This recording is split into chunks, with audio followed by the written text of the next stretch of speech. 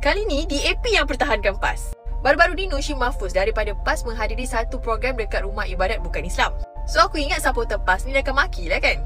Yelah, sebab usually kalau ada pemimpin daripada PKR ataupun DAP atau Amanah, dia Muslim Melayu, dia buat dia pergi rumah ibadat yang bukan Islam, orang-orang PAS ni akan cop liberal lah, tak hormat agama lah. Kau ni Muslim ke? Macam tu lah. Tapi ada yang lagi plot twist bila YB Shahrizan Johan dia mempertahankan adun sembelih ni. Dia cakap benda yang betul lah. Dia cakap itu adalah tanggungjawab wakil rakyat, dan wakil rakyat ni dia kena wakili semua kaum dan juga agama. Kalau wakil rakyat Muslim pergi ke rumah ibadat bukan Muslim, jangan dipolemikkan sebab ini adalah untuk menyantuni rakyat, bukan untuk ritual agama. And I think dia cakap based on experience. Sebab banyak pemimpin Pakatan Harapan selalu kena cembur kalau diorang pergi ke rumah ibadat bukan Islam. Macam contoh PMX ataupun YB Shah sendiri pun pernah kena. Jadi kepada semua para penyokong parti politik, I nak cakap satu benda. Jangan bila pemimpin hang buat hang rasa okey, tapi kalau pemimpin parti lawan buat hang rasa tak okey. Kononnya sebab dia lawan. So bila dia buat benda baik pun hang nak lawan.